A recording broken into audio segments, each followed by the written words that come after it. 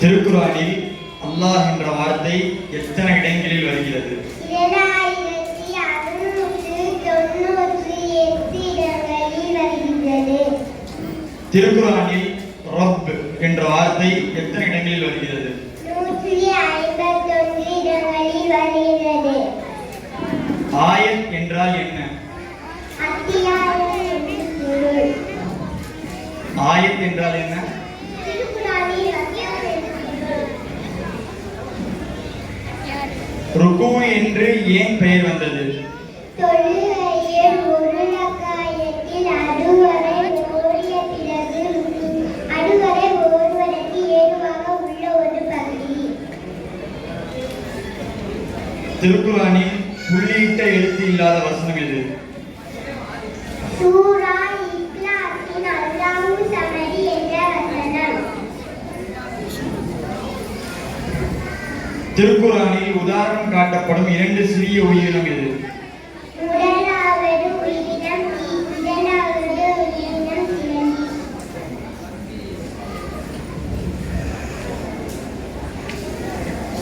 திருக்குர்ஆனில் சக்கர் என்ற நரகத்தின் காவலாளிகள் எத்தனை பேர் என குர்ஆன் கூறுகிறது? 19 பேர். திருக்குர்ஆன் கூறும் மூசா நபியின் எதிரி யார்? ஃபிரௌன். திருக்குர்ஆனுக்கு முந்தைய வேதங்கள் எவை? தௌராத், சபூர், இன்ஜீல். தௌராத், சபூர். ஜஸாக்கல்லாஹ்.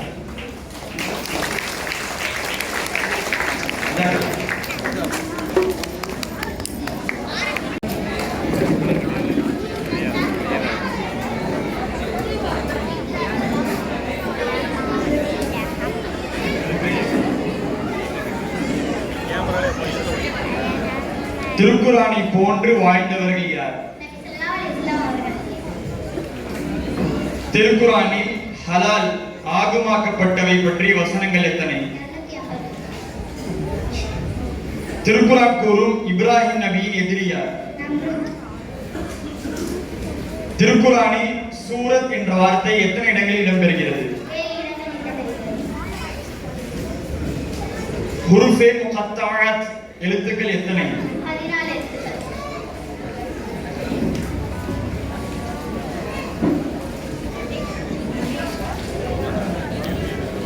திருக்குர்ஆனில் மதீனாவிற்கு கூறப்பட்ட மற்றொரு பெயர்?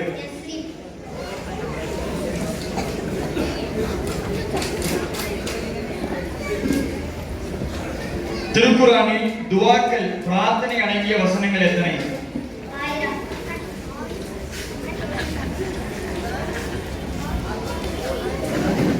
திருக்குர்ஆனில் முதலில் முழுவதுமாக இறங்கிய சூரா எது?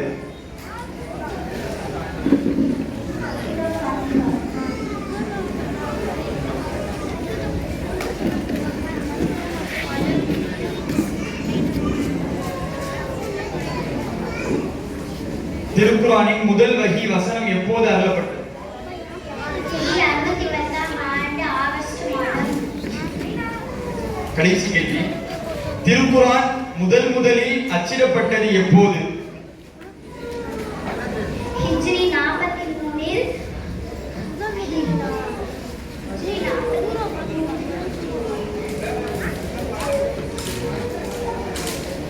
திரும்ப ஒரு முறை கேள்வி மட்டும் கேட்கிறேன். திருக்குர்ஆன் முதலில் அச்சிடப்பட்டது எப்போது? ஐ மீன் பிரிண்டிங், எப்போ பிரிண்ட் பண்ணாங்க?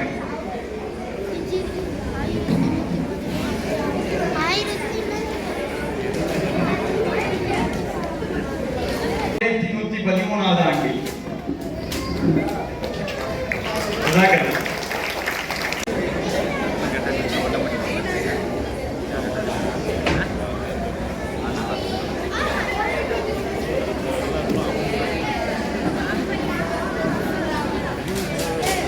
திருக்குர்ஆன் ஒளி வடிவமாக இறங்கியதா, எழுத்து வடிவில் இறங்கியதா? ஒளி வடிவில் இறங்கியது. திருக்குர்ஆனில் பிஸ்மில்லாஹ் எழுதப்படாத சூரா எது? சூரா இக்லாஸின் அல்லாஹு ஸமத் என்ற வசனம்.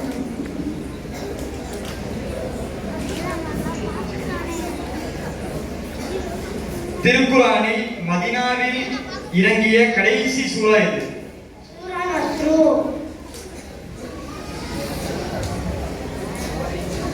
திருக்குர்ஆன் எந்த இரவில் அருளப்பட்டது? ரமலான் மாதத்தில் புனித லைலத்துல் கத்ர் சங்கை இரவில் அருளப்பட்டது. திருக்குர்ஆனின் சூறாக்களை வரிசைப்படுத்தியது யார்? நபி ஸல்லல்லாஹு அலைஹி வஸல்லம் அவர்கள். ஆறாவது கேள்வி, திருக்குர்ஆனுக்கு ஜபர், ஜேர், பேஷ் என்னும் உயிர் குறியீடுகளை அமைத்தவர் யார்? ஹிஜ்ரி 43 ஆறு நகரா இந்த ஹஜ்ஜத் என்னும் யுஷ்ணு என்பவர். மீண்டும் ஒரு முறை சொல்லுங்க. ஹஜ்ஜாஜுக்கும் என்பவர். ஒரு முறை மீண்டும். திருக்குர்ஆனுக்கு ஜபர், ஜேர், பேஷ் என்னும் உயிர் குறியீடுகளை அமைத்தவர் யார்? ஹிஜ்ரி 43 ஆறு நகரா இந்த ஹஜ்ஜத் இப்னு யூசுப் என்பவர்.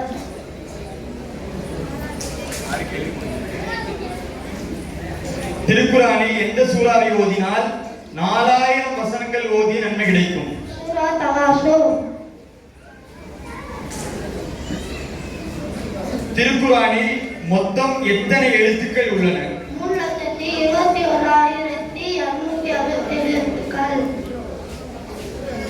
ஒன்பதாவது கேள்வி, சூரா ஃபாத்திஹா ஓதினால் என்ன நன்மை? 3/2 ஓதிய நன்மை உண்டு. கடைசி கேள்வி, திருக்குர்ஆன் எதற்காக வேண்டி இறங்கியது? மனிதத்தின் வர்க்கத்திற்கு நேர்வழி காட்டுவதற்காக இறங்கியது.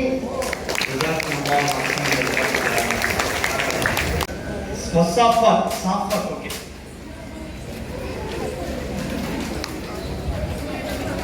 திருக்குர்ஆனில் எத்தனை பிஸ்மில்லாஹிர் ரஹ்மானிர் ரஹீம் உள்ளன? 114. Okay, ton. திருக்குர்ஆனில் இஸ்லாமிய அடிப்படை கடமைகளில் ஒரு கடமையின் பெயரில் உள்ள சூரா எது? 5 கேள்வி இருக்கு. திருக்குர்ஆனில் ஆயத்துல் குர்சி எந்த ஜுஸுவில் உள்ளது? ஆயத்துல் குர்சி, அல்லாஹ் லா இலாஹ ஆயத்துல் குர்சி. திருக்குர்ஆனில் ஆயத்துல் குர்சி எந்த ஜுஸுவில் உள்ளது? அல்லாஹ் லா இலாஹ இல்லா ஹுவல் ஹய்யுல் கய்யூம். அது எந்த ஜுஸுவில் இருக்கு?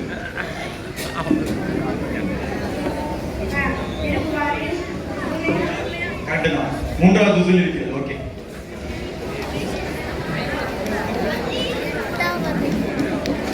ஏழாவது கேள்வி, திருக்குர்ஆன் கூறும் இப்ராஹிம் நபியின் எதிரி யார்?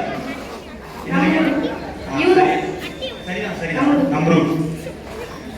திருக்குர்ஆன் கூறும் ஈசா நபியின் எதிரி யார்? சரியான விடை. 9வது கேள்வி, நபி ஆதம் அலைஹிஸ்ஸலாம் அவர்களின் பெயர் எத்தனை இடங்களில் கூறப்பட்டுள்ளது? சரியான விடை. உங்களுக்கான கடைசி கேள்வி,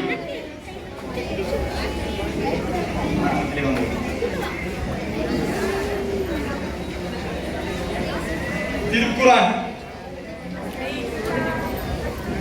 எந்த மொழியில் இறங்கியது? ஓகே, ஜஸாக்குமுல்லாஹ் அஹ்ஸன ஜஸாக்கும். பாரக்கல்லாஹ்.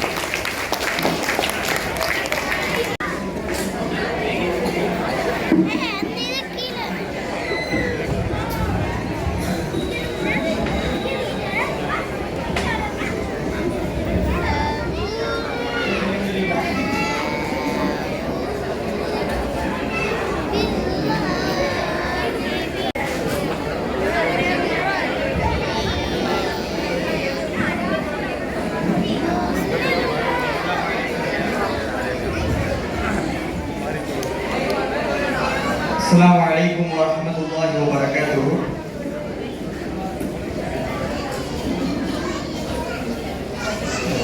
முஜாஹிதீன் என்ற மாணவர் திருக்குர்ஆன்ல அஹ்மது 30வது ஜுஸுல இருக்கிற வல் ஃபஜ்ர் வரைக்கும் சூரத்து நபால இருந்து வல் ஃபஜ்ர் வரைக்கும் ஓதி இருக்கிறார்.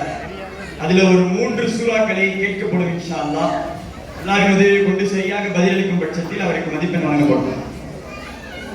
கடைசி கடைசி ஓகே.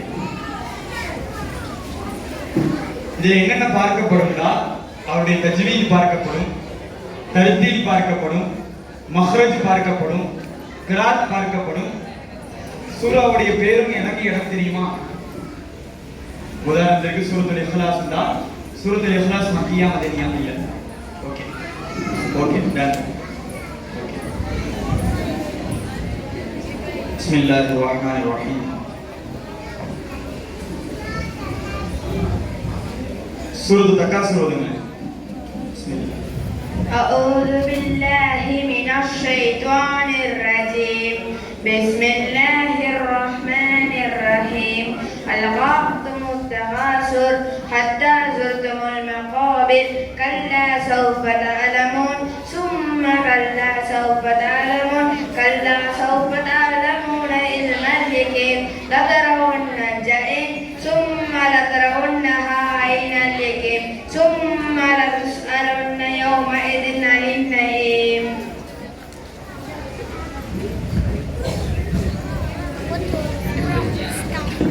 அடுத்து வல்அஸ்ர் வல்அஸ்ர். أعوذ بالله من الشيطان الرجيم. والعصر إن الإنسان لفي خسر إلا الذين آمنوا وعملوا الصالحات وتواصوا بالحق وتواصوا بالصبر. கடைசி கேள்வி.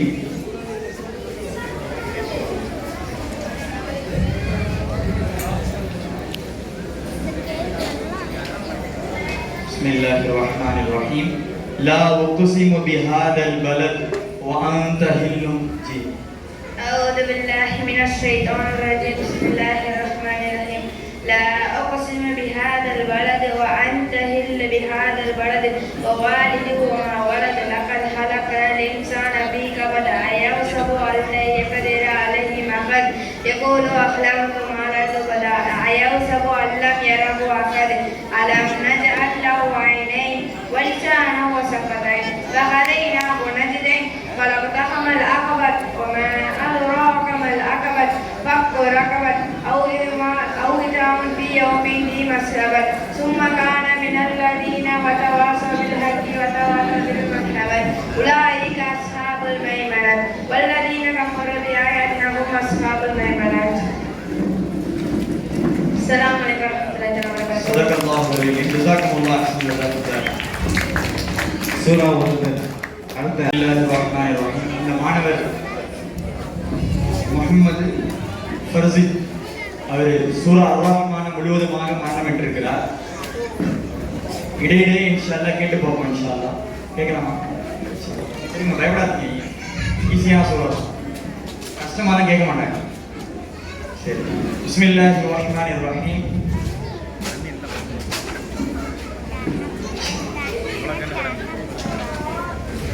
وأقيموا الوزن بالقسط ولا تخسروا الميزان. بسم الله. بسم الله الرحمن الرحيم. والنخل ولا حال لنا فيها فاكهة والنخل ذات الأكمام والحب ذو العصف والريحان فبأي آلاء ربكما تكذبان. خلق الإنسان من صلصال كالفخار وخلق الجان من مارج من نار فبأي آلاء ربكما تكذبان. رب المشرقين ورب المغربين. يا معشر الجن والإنس يا معشر الجن والإنس إن استطعتم أن تنفذوا من أقطار السماوات والأرض فانفذوا لا تنفذوا إلا بسلطان فبأي آلاء ربكما تكذبان. يخرج منهما اللؤلؤ والمرجان கொஞ்சம் யோசிச்சு சொல்லுங்க. يرسل عليهما شواظ من نار ونحاس فلا تنتصران فبأي آلاء ربكما تكذبان. فإذا السماء فكانت وردة كالدهان فبأي آلاء ربكما تكذبان فيومئذ لا கடைசி فيهما فاكهة والنخل والرمان فبأي آلاء ربكما تكذبان حور مقشرة கடைசி فيهما فاكهة والنخل والرمان فبأي آلاء ربكما تكذبان فيهن خيرات نشان فبأي آلاء ربكما تكذبان حور مقشرة في القيام فبأي آلاء ربكما تكذبان لم يطمثهن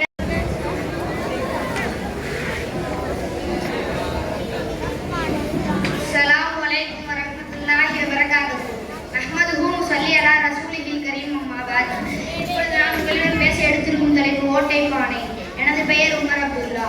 அன்பிற்கினி அல்லாஹ்வின் நல்லடியார்களே, விலைகள் உயர்ந்து விட்டன, சம்பாத்தியம் ஹராமாகிவிட்டன, மஸ்ஜிதுகள் காலியாகிவிட்டன, அல்லாஹ்வின் சட்டத்திட்டங்கள் பாழாக்கப்பட்டன, திருடர்கள் நியாயம் பேசுகிறார்கள், சமுதாய தலைவர் வழிநடத்தலில் அநியாயம் செய்கிறார்கள், விபச்சாரம் ஹலாலாக்கப்பட்டு விட்டது, திருமணம் முடிப்பது கஷ்டமாக ஒன்றாக மாறிவிட்டது, முஸ்லிம் பெண்கள் ஆண்களை நிர்வகிப்பவர்களாக மாறிவிட்டார்கள், முஸ்லிம்களுடைய பூமி ஆக்கிரமிக்கப்பட்டு விட்டது, ஏழைகள் குடையின்றி மலையில் தருகிறார்கள். அன்பிற்கினி அல்லாஹ்வின் நல்லடியார்களே, இது நாளில் பெரிய அடையாளங்களில் கொஞ்சம் தான் எஞ்சியுள்ளது. எனவே துரிதமாக தவா செய்து கொள்ள வேண்டும். ஓட்டை பானையில் தண்ணீர் ஊற்றுவது எவ்வளவு பெரிய முட்டாள்தனமோ அது போலத்தான் நாம் இன்று நன்மைகளை சேகரித்து கொண்டே இருக்கிறோம். அது என்ன ஓட்டை பானை என்று கேட்கிறீங்களா? அழகாக ஒளி செய்கிறோம், ஆனால் தண்ணீரை வீண்விரயம் செய்கிறோம். இதுவும் ஓட்டை பானையில் தண்ணீர் ஊற்றுவது போலத்தான். ஏழைகளுக்கு உதவி செய்கிறீர்கள், ஆனால் அவர்களை இழிவுபடுத்தி கேவலப்படுத்துகிறீர்கள். இதுவும் ஓட்டை பானையில் தண்ணீர் ஊற்றுவது போலத்தான். இரவில் நின்று வணங்கி பகலில் நோற்று ரப்பை வழிபடுகிறீர்கள், ஆனால் குடும்ப உறவை துண்டித்து வருகிறீர்கள். இதுவும் ஓட்டை பானையில் தண்ணீர் ஊற்றுவது போலத்தான். நோற்று பசி தாகத்தில் பொறுமையோடு இருக்கிறீர்கள், ஆனால் பிறரை ஏசி திட்டி சபிக்கிறீர்கள். இதுவும் ஓட்டை பானையில் தண்ணீர் ஊற்றுவது போலத்தான். ஆடையை மறைத்து அபாயங்களால் போற்றுகிறீர்கள், முறுக்கு அணுகிறீர்கள், ஆனால் அதையும் தாண்டி நறுமணம் அத்தரின் வாடி அடுத்தவரை திரும்பி பார்க்க வைக்கும் அளவிற்கு பூசுகிறீர்கள். இதுவும் ஓட்டை பானையில் தண்ணீர் ஊற்றுவது போலத்தான். விருந்தினரை கண்ணியப்படுத்தி உபசரிக்கிறீர்கள், ஆனால் அவர்கள் சென்ற பின் அவர்களை பற்றி குறை கூறி புறம் பேசுகிறீர்கள். இதுவும் ஓட்டை பானையில் தண்ணீர் ஊற்றுவது போலத்தான். இறுதியாக ஒன்றை சொல்கிறேன். இது போன்ற குற்றங்களை நாம் செய்து கொண்டே இருந்தால் நாம் செய்த தீமைகளால் நாம் செய்த நன்மை நம்மை விட்டு சென்று கொண்டே இருக்கும்.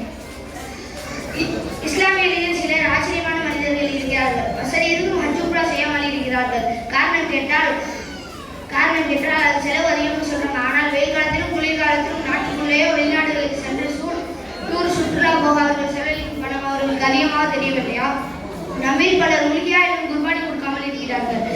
காரணம் கேட்டால் ஆட்டின் விலை அதிகம்னு சொல்றாங்க. ஆனால் விலையிலிருந்து ஐபோன் போன்ற ஆடம்பர பொருட்கள் வாங்க அவர்கள் செலவழிக்கும் பணம் அவர்களுக்கு அதிகமாக தெரியவில்லையா? பேஸ்புக், வாட்ஸ்அப் போன்ற சமூக வலைதளங்களில் ஒரு நாளைக்கு 100க்கும் மேற்பட்ட செய்திகளை வாசிக்கிறீர்கள். ஆனால் குர்பானில் 10 ஆயத்து கொள்வது நம்மிடம் நேரமில்லை. யாரெல்லாம் எங்களுக்கும் என் சகோதரிகளுக்கும் இது போன்ற குற்றங்களை நாம் செய்து கொண்டே இருந்தால் இது போன்ற குணங்கள் நம்மிடம் இருந்தால் நமது ஈமான் ரொம்ப பலவீனமாக ரொம்ப மோசமான நிலையில் இருக்கும் நாம் புரிந்து கொள்ள வேண்டும். இதை விரைவில் மாற்ற முயற்சிப்போம். யாரெல்லாம் எங்களுக்கும் என் சகோதரிகளுக்கும் ஈமானை உறுதிப்படுத்துவாயாக. யாரெல்லாம் எங்களுக்கு நேர்வழி கட்டுவாயாக. யாரெல்லாம் ஒரு மன்னிப்பை எங்களுக்கு வழங்குவாயாக. எனக்கு இங்கே பேச வாய்ப்பளித்த ஹஸ்ரத் அவர்களின் சகோதரர்களுக்கும் நன்றி கூறி உங்களிடம் இருந்து விடைபெறுகிறேன். அஸ்ஸலாமு அலைக்கும் வரஹ்மத்துல்லாஹி.